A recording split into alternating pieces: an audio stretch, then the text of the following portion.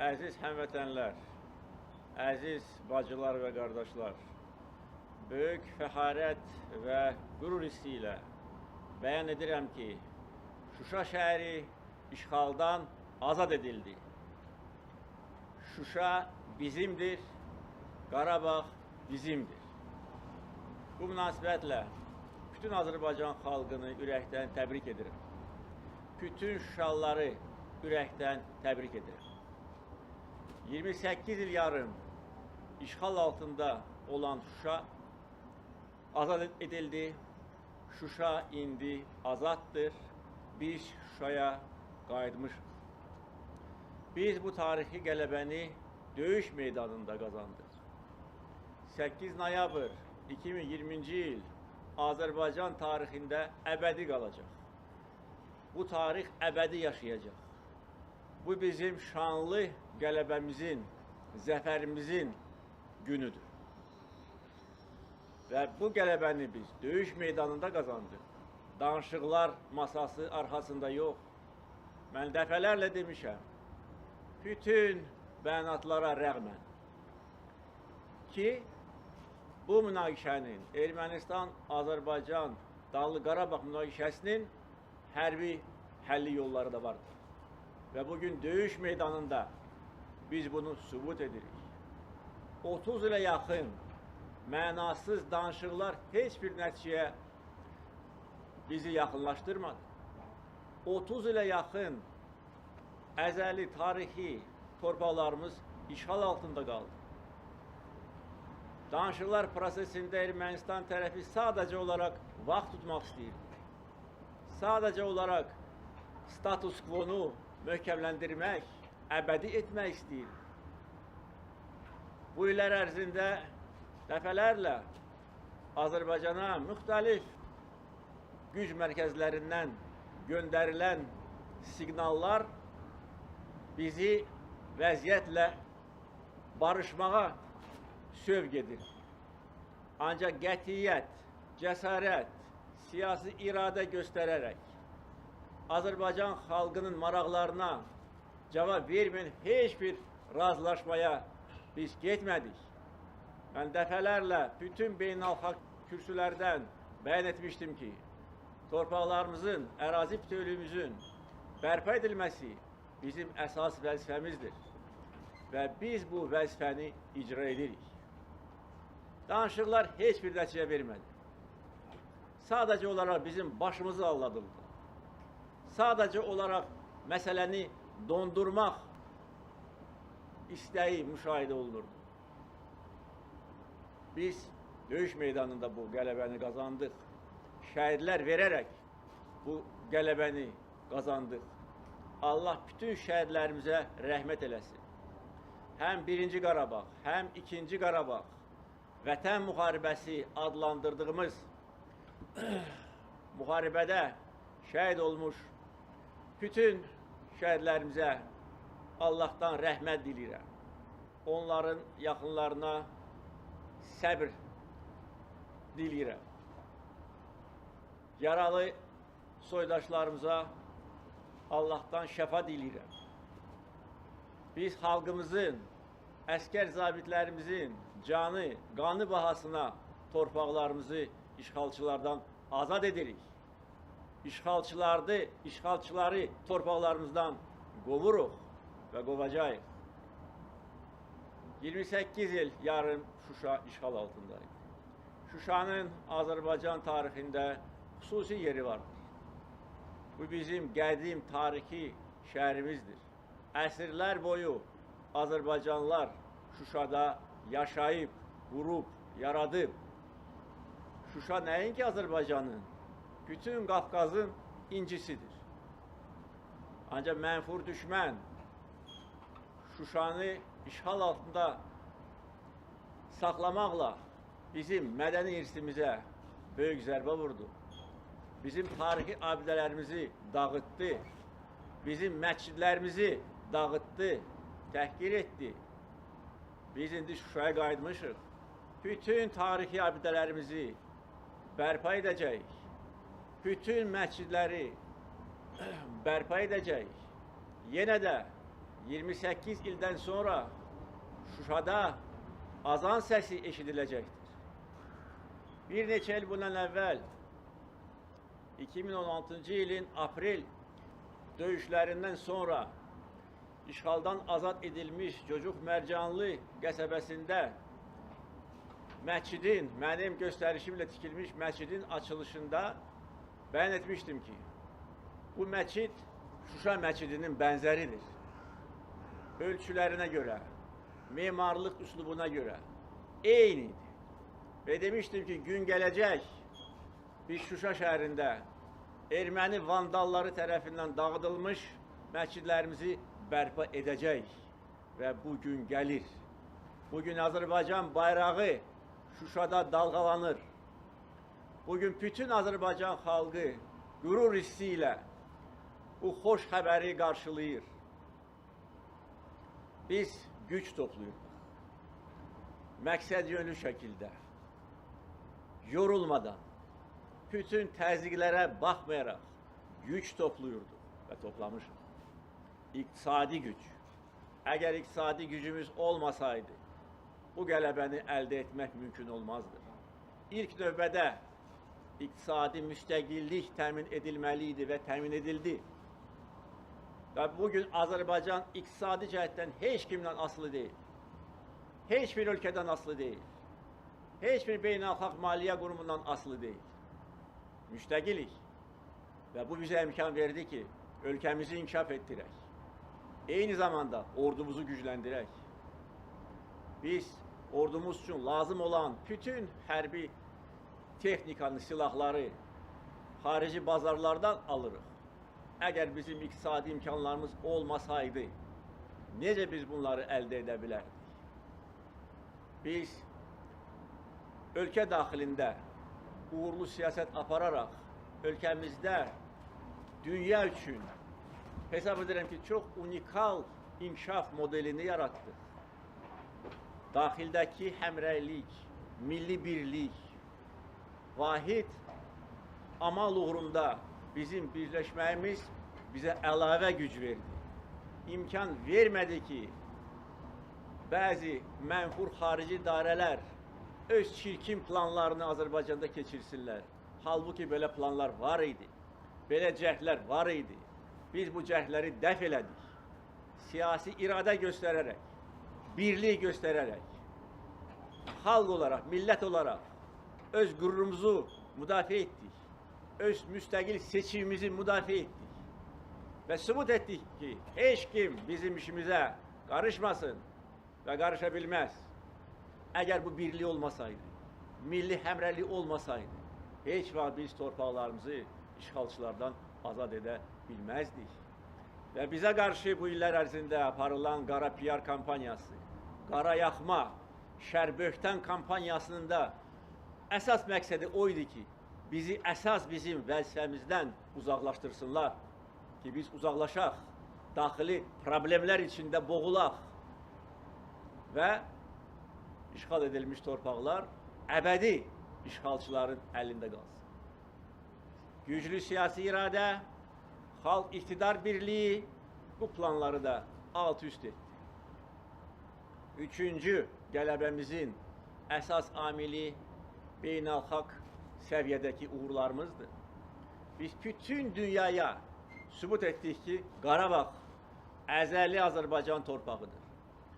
Sübut etdik ki, əsrlər boyu Azərbaycan xalqı bu torpaqlarda yaşayıb. Sübut etdik ki, erməni əhalisi bu torpaqlara 200 il bundan əvvəl köçürülübdür. Necə köçürülübdür? Hansı məqsədlərlə köçürülübdür? Hamısını biz dünya ictimaiyyətində təqdim etdik. Sübutlarla, faktlarla. Biz sübut etdik ki, Dağlıq Qarabağ tarixi əzəli Azərbaycan torpağıdır və beynəlxalq hüquq norma və prinsipləri əsasında bu məsələ öz həllini tapmalıdır. Bütün aparıcı dünya təşkilatları, bütün beynəlxalq təşkilatlar Ermənistan, Azərbaycan, Dağlıq Qarabağ münaqişəsi ilə ədalətli qətnamələr qəbul edir, qərarlar qəbul edir. BMT Təhlükəsizlik Şurasının 4 qətnaməsi, BMT Baş Assambleyasının qətnamələri, Qoşulmama Hərəkatının qətnamələri, İslam Əməkdaşlıq Təşkilatının qətnamələri, Avropa Parlamentinin qətnamələri və digər beynəlxalq təşkilatların qərar qətnamələri bir mənalı şəkildə Dağlıq Qarabağı Azərbaycanın ayrılmaz hissəsi kimi tanıdı. Bu bizə əlavə güc verdi. Əgər biz bunu etməsəydik, bugün münaqişənin ətrafında cərəyan edən proseslər bizə böyük problemlər yarada bilər.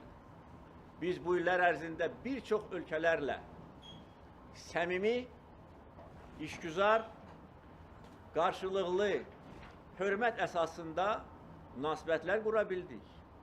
Bir çox ölkələr Azərbaycanı strateji tərəfdaş hesab edir. Və artıq bu ifadə beynəlxalq sənədlərdə öz əksini tapır.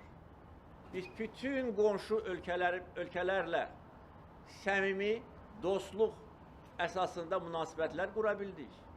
Qarşılıqlı hörmət, qarşılıqlı inam əsasında. Əgər bunu biz etməsəydik, bugün münaqişənin ətrafında tam başqa proseslər gedə bilərdi.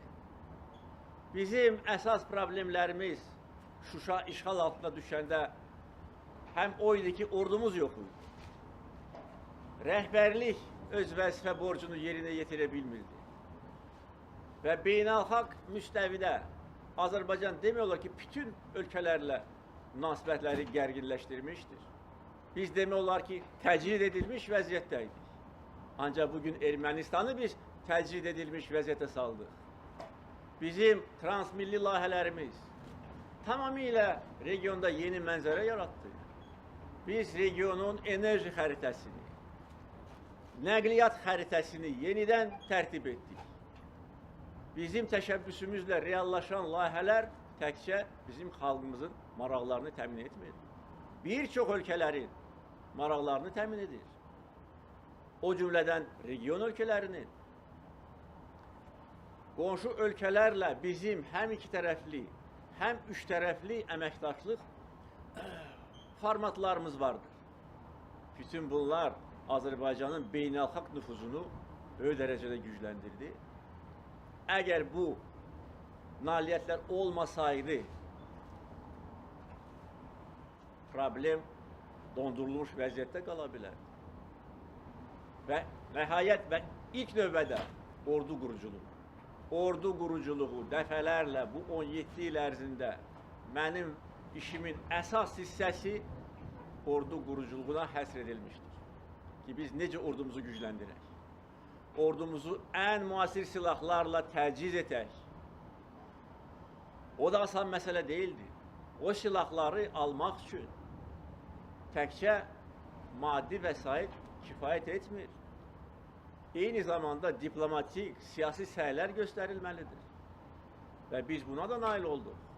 Və bugün Azərbaycan bir çox ölkələrdən öz hərbi təchizatını təmin edir. Eyni zamanda mənim təşəbbüsümlə Azərbaycanda müdafiə sənayesi yaradıldı. Biz ordumuzun tələbatını böyük dərəcədə daxili istehsal hesabına təmin edirik. Azərbaycanda 1000-dən çox atda hərbi təyinatlı məhsul istehsal edilir. O cümlədən ən müasir məhsullar.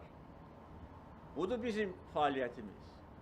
Ordu quruculuğu, hərbiçilərin maddi məişət problemlərinin həlli, təqəvvüdə çıxmış hərbiçilərin məişət problemlərinin dövlət tərəfindən həll olunması, onlara mənzillərin verilməsi, hərbiçilərimizin iş şəraitinin yaxşılaşdırılması. Biz demək olar ki, bütün hərbi şəhərçilərimizi, hərbi bazalarımızı yenidən qurduq. Və onlar ən yüksək standartlara cavab verir. Və əlbəttə ilk növbədə döyüş qabiliyyəti. Döyüş qabiliyyəti artdı. Və dəfələrlə Azadlıq meydanında keçirilmiş hərbi paradlar bizim gücümüzü göstərdi. Bütün dünyaya döyüş qabiliyyətinin artırılması ordu quruculuğu sahəsində əsas amildir. Biz müasir silahlardan istifadə edirik, texnikadan istifadə edirik, düşmənin texnikasını məhv edirik. Ancaq torpaqlarımızı Azərbaycan əskəri azad edir, Azərbaycan zabiti azad edir, sinəsini qabağa verərək, heç nədən qorxmayaraq, əlində bayraq, əlində silah, düşməni qovan da əskərdir, düşməni məhv edən də əskərdir. Eşq olsun bizim əskərlərimizə. Bax, belə ordu yaratmışıq biz. Və deyirdik işğalçılara, deyirdik, düz yola gəlin, işğala son qoyun, hələ ki gec deyil. Ona görə bizim bütün dövrlərdəki siyasətimiz bir mənalı olub. Demişik ki, əgər məsələ sülh yolu ilə öz həllini tapmasa, hərbi yolla məsələni həll edəcək. Dəfələrlə mən bunu demişəm. Buna görə də tənqid olunmuşam bəzi ölkələr tərəfindən. Bəs mən deyirdim ki, bəs bizim torpaqlarımız məyər hərbi yolla zəbt edilməyibmi? Ermənistan bizim torpaqlarımızı sülh yolu ilə mi zəbt edib? Hər bir ölkənin özünün müdafiə hüququ var. Bu hüququ bizə BMT nizamnaməsi verir. Və mən demişdim, əgər görsəm ki, danışıqlar artıq tamamilə səmərəsizdir, bizim başqa yolumuz qalmayacaq. Bunu hamı bilsin. Düşmən, onun havadarları və bu məsələlə məşğul olan vasitəçilər həmişə sözümdə durmuşam. Azərbaycan xalqına nə demişəmsə, onu da eləmişəm. Bu məsələdə sözümdə durdum və artıq biz qələbəni qeyd edirik. 27 sentyabrdan bugünə qədər 200-dən çox şəhər, kənd, qəsəbə işğaldan azad edildi. O cümlədən Füzuli şəhəri tamamilə darmadağın edilmiş. Bir dənə də salamat bina qoymub mənfur düşman. Cəbrayıl tamamilə dağıdılmış. Qubadlı, Zəngilan tamamilə dağıdılmış. Kəndlər, şəhərlər. Hadrut qəsəbəsi, Suqovuşan qəsəbəsi və bugün Şuşa şəhəri. Bizim zəfər yürüşümüz davam edir. Hələ də işğal altında torpaqlar var. Hələ də döyüşlər gedir. Və əgər Ermənistan rəhbərliyi mənim tələblərimə cavab verməsə, sona qədər gedəcək. Heç kim bizi dayandıra bilməz. Elə qüvvə yoxdur dünyada ki, bizi dayandıra bilsin. Ermənistan artıq öz acı məğlubiyyətini etiraf edib. Özünü alçalda. Xalqını təhqir edə Ermənistan rəhbərliyi indi dünya ölkələrindən yardım istəyir. Hərbi yardım istəyir. Silah texnika istəyir. Bəs hanı sənin yenilməz ordun? Məhv eləmişik onu.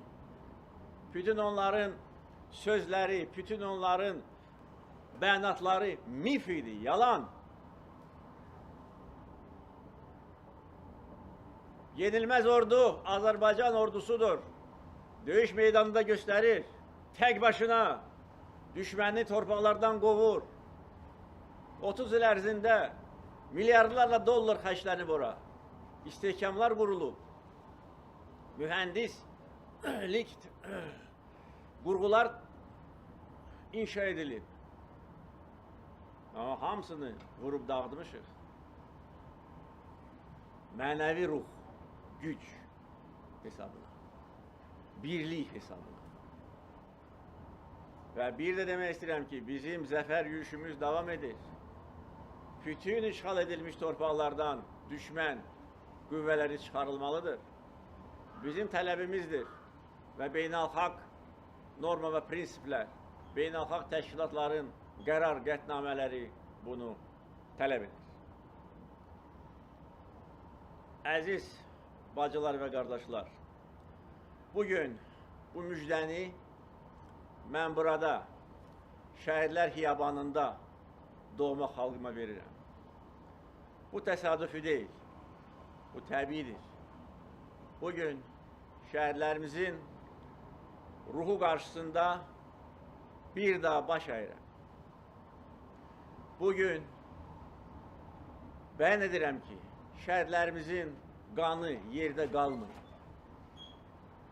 Erməni vəhşiliyinin qurbanlarının, Xocalı qurbanlarının qanı yerdə qalmır. İntiqamımızı döyüş meydanında aldıq. Biz mülki vətəndaşlara qarşı heç vaxt müharibə aparmamışıq, bu dəfə də aparmamışıq. Baxmayaraq ki, mənfur düşmən 93 mülki şəxsi namərd ateşlə öldürüb, 400-dən çox mülki şəxs yaralanıb. Amma mən dedim, yox, biz Azərbaycanlıyıq. Biz intiqamımızı döyüş meydanında alacağıq və alırıq. Məhv eləmişik onların ordusunu. Texnikasını məhv eləmişik və məhv edirik və edəcəyik. Düşməni qovuruq və qovacağıq. Mən bugün eyni zamanda Ulu Öndər Heydər Əliyevin qəbrini ziyarət etdim. Onun ruhu qarşısında baş əydi.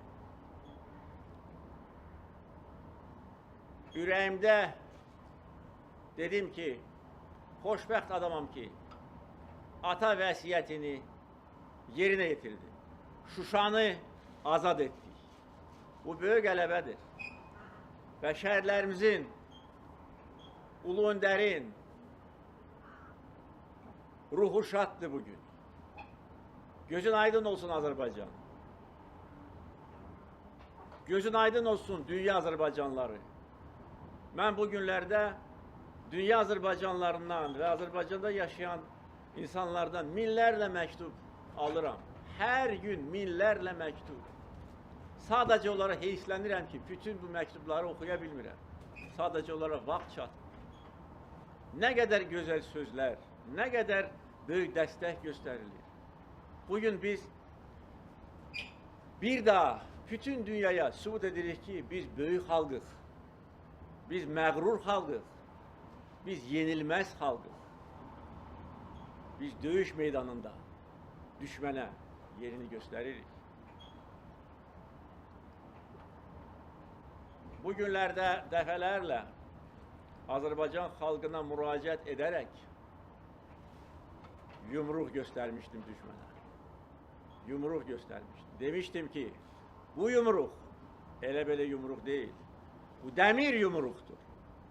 Bu dəmir yumruqla düşmənin başını əzirik və əzəcəyik. Və eyni zamanda bu yumruq birliyimizin rəmzidir. Bax, bugün Azərbaycan xalqı bu yumruq kimi birləşir. Və həmişə belə olacaq. Bu birlik əbədi olacaq. Bu birlik bizə gələcəkdə də bütün vəzifələri icra etmək üçün imkan yaradacaq. Mən bütün bu illər ərzində, 17 il ərzində Azərbaycan xalqının dəstəyini hiss etmişəm, görmüşəm. İnamını, mənə olan xoş münasibətini görmüşəm. Bu mənə güc verir. Bu mənim siyasətim üçün əvəz olunmaz dəstəkdir. Və həmişə Azərbaycan xalqını əmin edirdim ki, mən vətənə, doğma xalqıma ləyaqətlə, sədaqətlə xidmət edəcəm. Şadam ki, sözümdə durmuşam, həmişə olduğu kimi sözümə sadiq olmuşam. Və bu tarixi bir gündə Azərbaycan xalqına bu müjdəni vermək mənim həyatımda bəlkə də ən xoşbəxt günlərindən biridir. Əziz Şuşa, sən azadsan. Əziz Şuşa, biz qayıtmışıq. Əziz Şuşa, biz səni dirçəldəcəyik. Şuşa bizimdir. Qarabağ bizimdir. Qarabağ Azərbaycandır.